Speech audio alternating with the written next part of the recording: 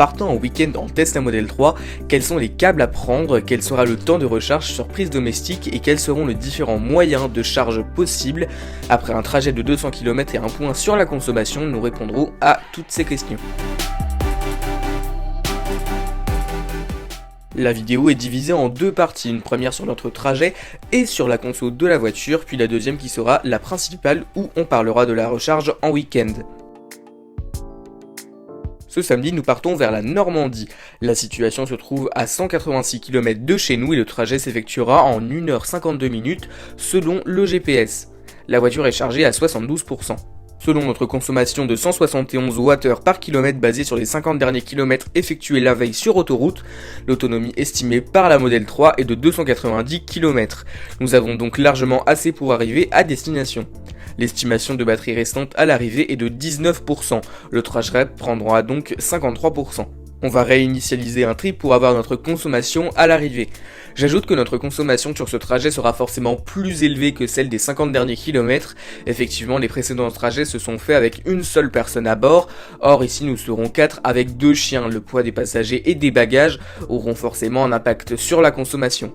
Aussi la température extérieure est de 6 degrés.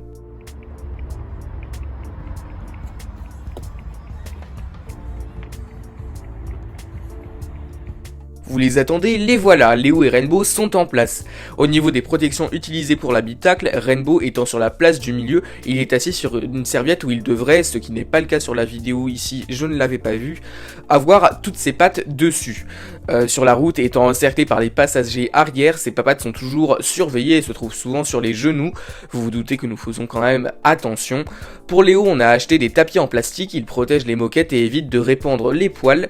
Nous ne les installons que lors des voyages où ils nous accompagnent. Si vous êtes intéressé, le lien est en description. Grâce aux tapis et aux protections que nous avons mis en bas des sièges, on ne trouve aucune dégradation faite par les chiens, à part au niveau de la partie supérieure en plastique des sièges qui ont quelques marques. À 13h25, on est parti.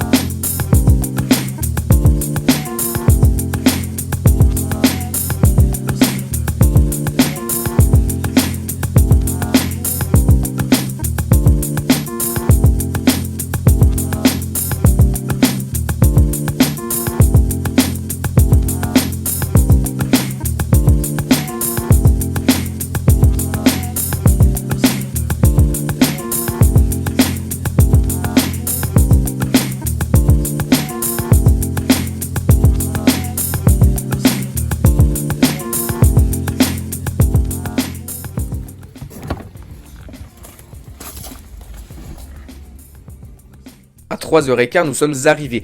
La voiture a 16%, c'est-à-dire 3% de moins que ce qui était prévu, et étonnant car les estimations faites sont très majoritairement justes. Au niveau de la consommation, elle est de 194 Wh par kilomètre, ce qui est assez élevé.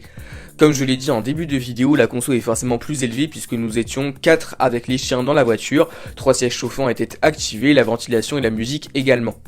J'ai dit dans ma dernière vidéo sur les défauts de la Model 3 que l'autopilote et le régulateur adaptatif avaient du mal avec les camions en freinant sans raison. Ici c'est pour moi typiquement le style de route adéquat pour utiliser ces outils. D'ailleurs, à ce propos, Madame Tesla Evelyn a eu une nouvelle expérience le soir même où la vidéo en question est sortie. Elle revenait de Lille en régulateur adaptatif et s'apprête à doubler un camion, suivi par une autre voiture juste derrière elle. Arrivée à 5 mètres du camion, la Model 3 pile net, le conducteur de l'autre véhicule pile également en klaxonnant et Madame Tesla Evelyn enfonce immédiatement la pédale d'accélérateur pour doubler le camion comme elle s'apprêtait à le faire.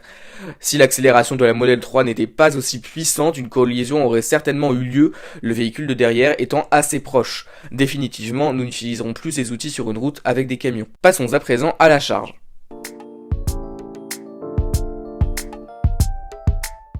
Premièrement, quels sont les câbles à prendre ? Chaque câble a une utilisation particulière. Je vous conseille de les transporter dans le coffre avant, vous aurez alors tout avec vous. On va s'intéresser en premier à celui qu'on utilise actuellement. Il est fourni dans cette pochette avec votre voiture à la livraison. Il s'agit du connecteur mobile universel, également disponible sur le shop Tesla à 340 €. Il se branche sur la voiture sur la partie supérieure de la prise. Il est livré avec en embout pour prise domestique et nous avons par la suite acheté un adaptateur bleu 32 ampères, également disponible sur le shop Tesla. Il nous sert pour la recharge à notre domicile. Ici nous rechargerons sur prise domestique, nous avons donc repris l'embout d'origine. Pour charger, nous utilisons donc le connecteur mobile universel accompagné d'une rallonge spéciale, on revient dessus juste après, que l'on branche sur la prise. Notre rallonge spéciale ne fait que 10 mètres et nous n'avons donc pas la longueur pour atteindre la prise. On utilise une autre rallonge peu adaptée pour ce genre d'utilisation que je ne vais donc pas vous présenter. La recharge se fait dehors, il est important que les câbles soient bien protégés. Je vous conseille fortement cette boîte imperméable prévue pour cette utilisation. Chaque câble est entouré par des caoutchoucs isolants, ce qui le protège parfaitement. On peut donc mettre les différentes prises à l'intérieur, aussi là vous voyez des câbles emmêlés etc. Ils sont comme ça pendant la vidéo mais ils seront évidemment remis droits. Pour éviter toute surchauffe, il est important que vos câbles ne se tordent pas, ne s'emmêlent pas.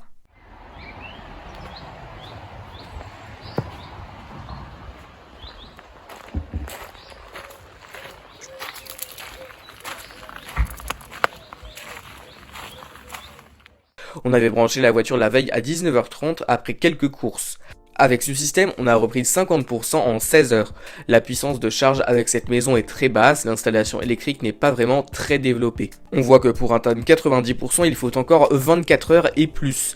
En réalité, lorsque la puissance de charge est faible, la voiture rallonge le temps lorsqu'on entre dedans. Une dizaine de minutes plus tard, le temps a un peu baissé, il ne reste plus que 11 heures. Les derniers pourcents sont toujours les plus longs à charger. Pour la rallonge, nous utilisons normalement un câble spécial de section 2,5 mm². Cela permet au courant de passer pendant plusieurs heures sans craindre de surchauffe. J'insiste, ne faites pas comme nous, il faut vraiment avoir une rallonge de ce type pour ne craindre aucun risque. Aussi, je précise qu'habituellement, nous n'utilisons que cette rallonge spéciale. Ici, la prise étant trop loin, on est obligé d'utiliser une deuxième rallonge de section 1,5 mm², ce qui n'est pas vraiment suffisant. Ceci est le câble que nous utilisons pour brancher notre voiture à la maison. Je ne vais donc pas le représenter dans cette vidéo puisque j'ai déjà sorti une vidéo sur la charge à domicile, le lien est en description. Enfin, selon moi le plus important, le câble type 2 est indispensable.